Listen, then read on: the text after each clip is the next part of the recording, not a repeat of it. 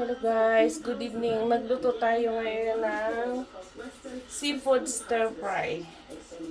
Lagay natin ang ating olive oil. Konti lang.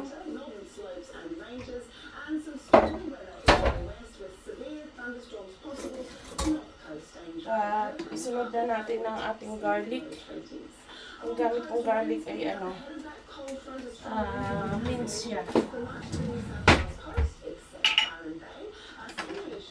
Meron din ako ditong ginger. So, lahat yan ay mix. It's hard to open. Kung tanggal yan ng lansa. Unahin natin ng ating garlic. Ay, wait lang. Usa natin yung ating saucepan. Garlic.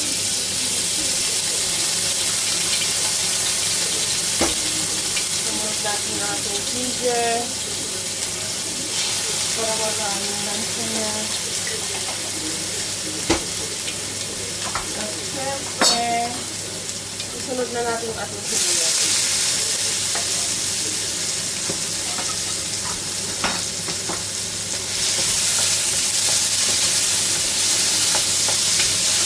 Uunahin natin ang ating pagtitigas na gulay like carrots para maluto siya.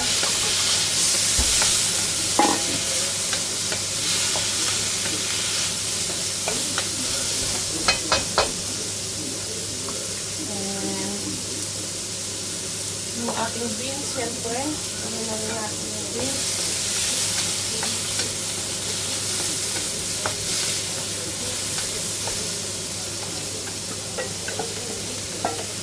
Lahat yan ay hugas na. Ang dami natin yung gulay.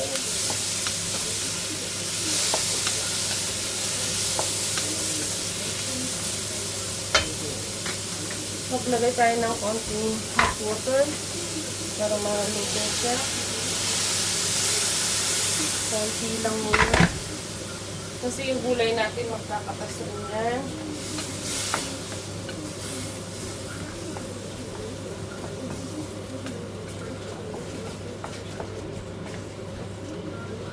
So, hintayin natin na maluto yung ating mga gulay-gulay first.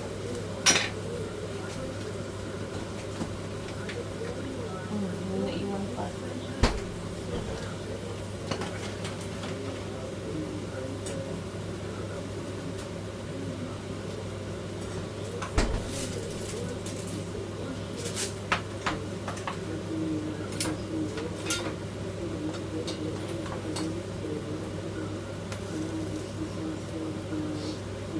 Actually, pwede na natin itong isabay yung ating baby corn at saka meron tayong balcom bamboo.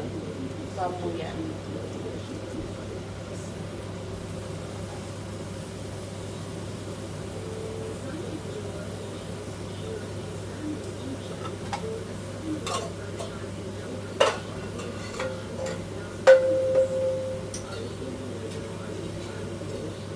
Mamaya pang din natin yan.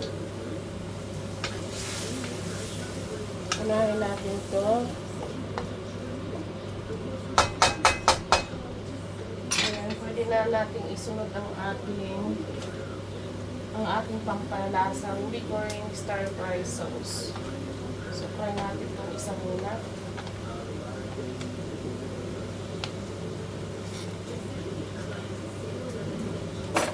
Hindi kaya ng aking kamay. It's better na bitin siya. Okay yung lasa nito.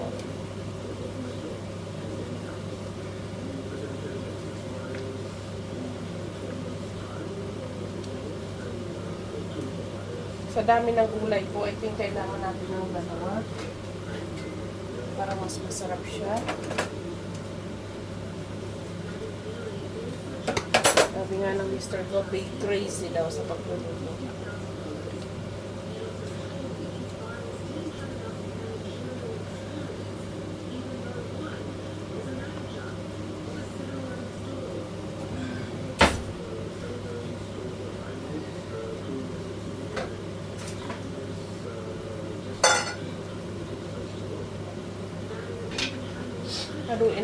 natin.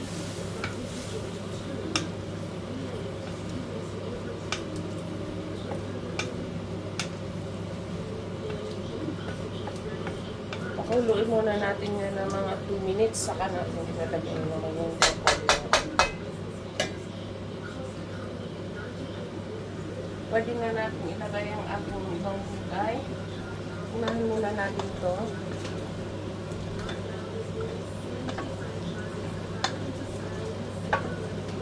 Ang ating broccoli. Dami nating gulay. My God. Look at that.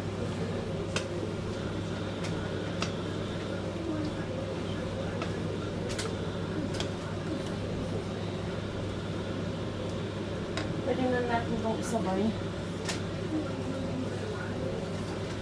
Overload ang ating gulay ngayon. What's this? Sabay na rin natin siya. Ito di ko kilala, actually, water chestnut slice. So, hindi ko siya kilala. Kilala ng asawa ko, hindi ko kilala.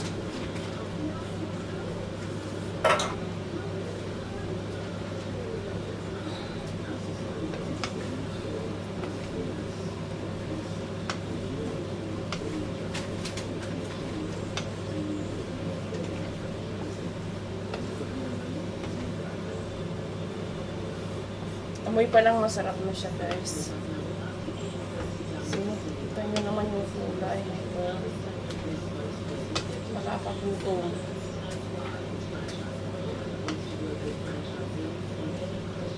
Diba? Haluin lang natin siya ng ayos. Then, ay, ito pa pala. Limutan ko. Actually, kailangan ko ng 2 sandok. Hindi siya magandang haluin pag ganyan na. See, much better. Oh my God, look at that.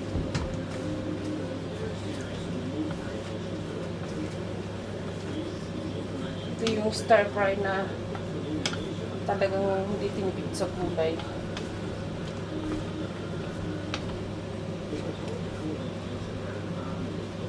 Kulubin lang natin siya ng mga 2 minutes. After 2 minutes, babalikan natin siya. After 2 minutes, ayan na siya. So, dumami yung kanyang sabaw. Pero ang ating gulay ay napakaganda ng gulay. Pwede na natin ilagay yung ating isda. So, ilagay ko na rin dyan. Ay, tumutulo siya. Wait a minute. Tumutulo. Ilagay ko na rin kasi yung itong gulay na to. Kasi madali ang maluto. Lagyan na natin ang ating mixed seafoods.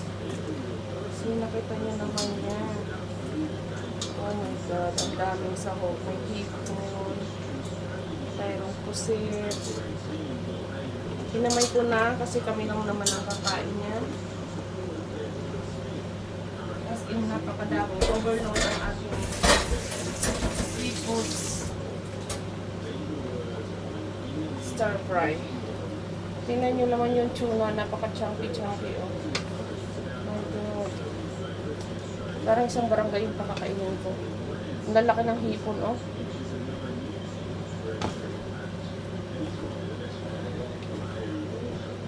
So, haluin lang natin siyang maigi.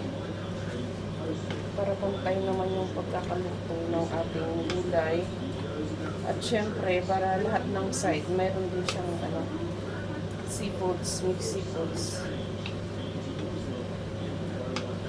Yan lang yung kakainin ko ngayon without rice. At saka ng ating habi. Si Lorraine naman mayroon siyang fried chicken as usual.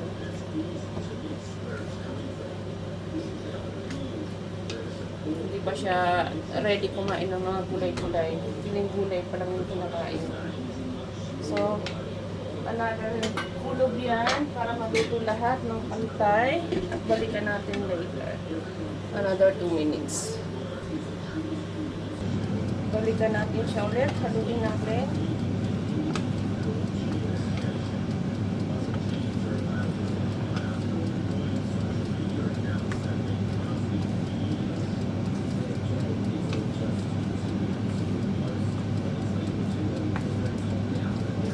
So yummy. Look at that.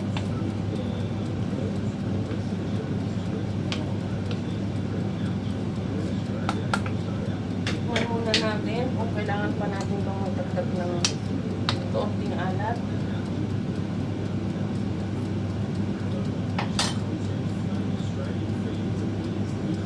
Siguro kaunting alat. Napagkapangal ako sa kanya. Excuse me. Excuse me. Nahatsing ako sa ano? Sa chili powder.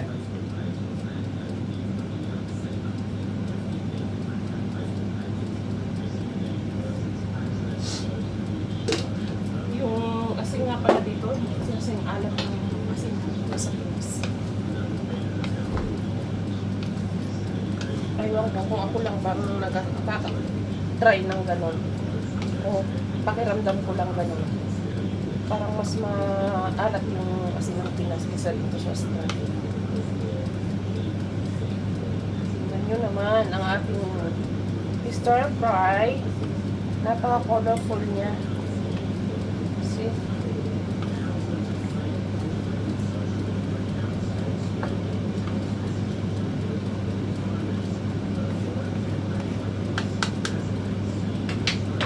Kuluin natin siya ng mga another 2 minutes para wala maluto yung mga malalaking chunks ng isda. Ayun, sarap. Ang sarap niya. Ayan, last. Halo na natin to. Actually, dumawin talaga yung sabaw niya dahil sa gulay at saka sa fish mo. See, look at that. This is ready to go. Sarap. So, ayan. Nakaluto na tayo ng ating mixed seafood stir fry at ready to eat na yan. Thank you, guys.